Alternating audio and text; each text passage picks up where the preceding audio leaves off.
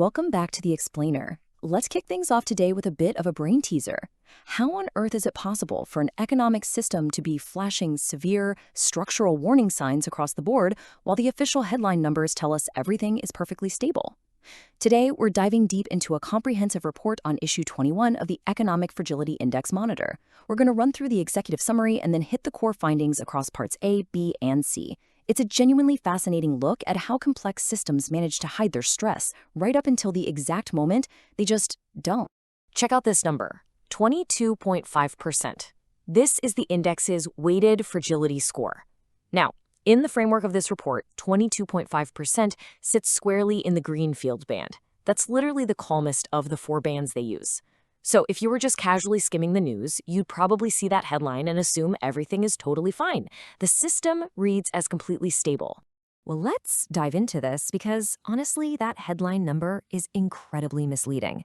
Beneath that perfectly calm surface, a massive amount of structural load is secretly accumulating. We've got three major structural indicators completely maxed out in the red zone, and yet the headline stays perfectly green. The report's authors actually coined a term for this specific condition, and it's going to be the main focus of our explainer today. Section 1, the structural paradox. We're currently entering month 6 of what this framework calls the structural paradox. That's the widening gap between a really quiet surface and a heavily loaded structure. You can see it brilliantly captured right here. Notice those flat green bars down at the bottom? That's the reported score, basically holding steady at 22.5% for 6 consecutive issues. But then, look at the red line climbing steadily toward the top. That's the underlying structural loading percentile, pushing up to record highs. Seriously, how do these two realities even coexist? So to understand what's going on, we have to look at the mechanics actually holding that green bar down. And it all boils down to one single, highly sensitive indicator, the high-yield credit spread. Basically, this is the premium that riskier, below investment-grade companies have to pay to borrow money compared to what the government pays. Right now, it's sitting at a deeply compressed 2.78%. That one incredibly calm signal is arithmetically dragging down the entire composite score, completely masking the widespread structural deterioration that's happening everywhere else. To truly grasp why this setup is so dangerous, the report anchors its analysis in a famous principle from economist Hyman Minsky. He argued that stability is itself destabilizing. Why?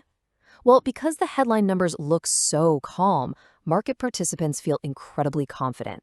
And that confidence makes them load even more risk into the system.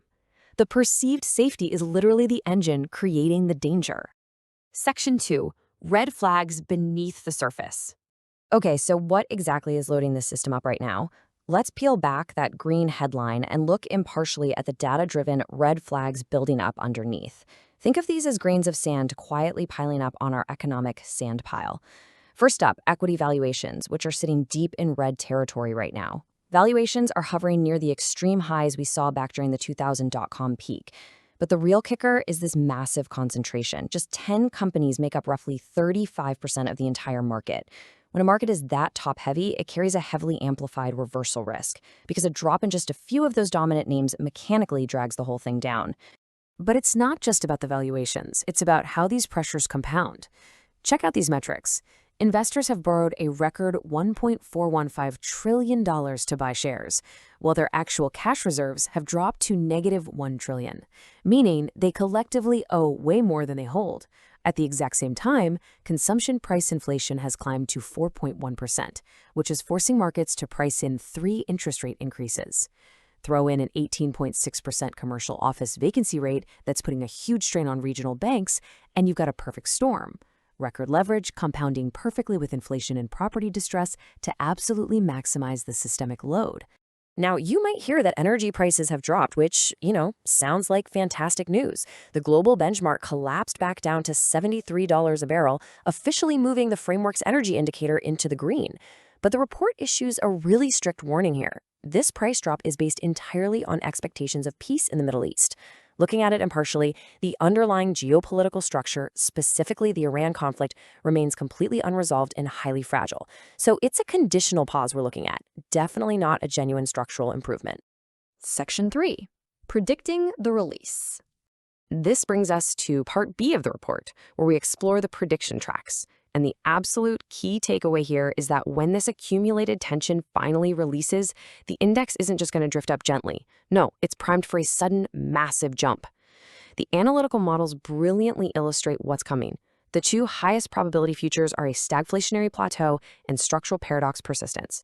And honestly, these aren't even separate futures. They both reflect the exact same underlying condition, slowing growth and stubborn inflation, all masked by a calm headline. In both of these scenarios, the ultimate resolution is a step change trigger when that suppressed structural load finally converts into the actual headline score. Section 4, the Avalanche Index. To really grasp the gravity of this whole setup, the report introduces Part C, the Avalanche Index. You can think of this as a structured devil's advocate.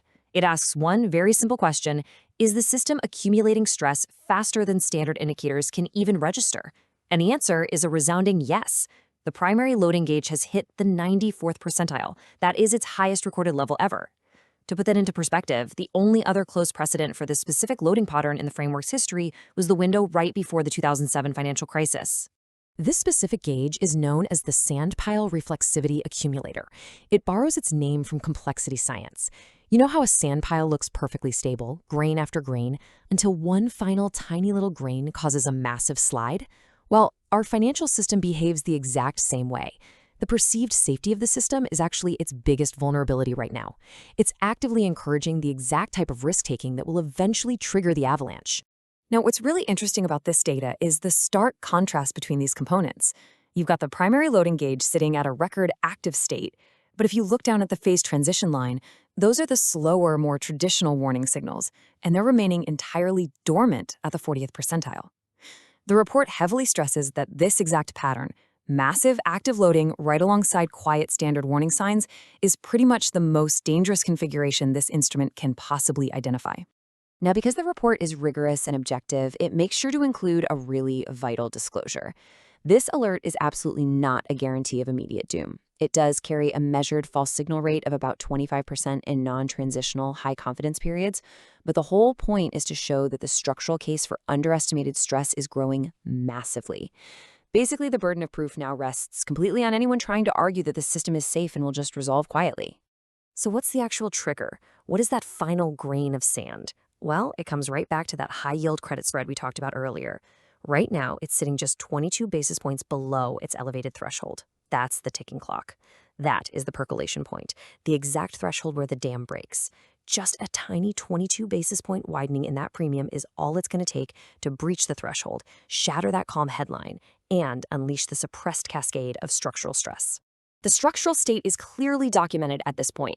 The load has never been higher, and the surface has rarely looked calmer. Understanding this hidden dynamic is absolutely crucial if you want to see the real economy and not just what's in the headlines.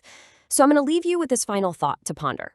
In a system entirely driven by the paradox of stability, how much longer can this extreme tension hold before those 22 basis points finally shift?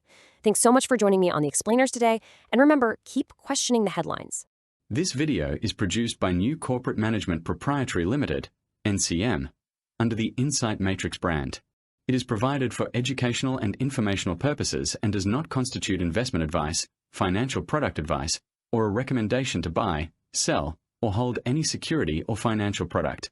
The Economic Fragility Index Framework, EFI, is designed to describe systemic constraint conditions using structured methodology applied to publicly available data. Nothing in this video should be construed as a guarantee of future outcomes, a market timing signal, or legal, tax, or accounting advice. All probability estimates are subject to the NCM epistemic warrant audit confidence ceiling and are capped at 75% maximum warranted confidence.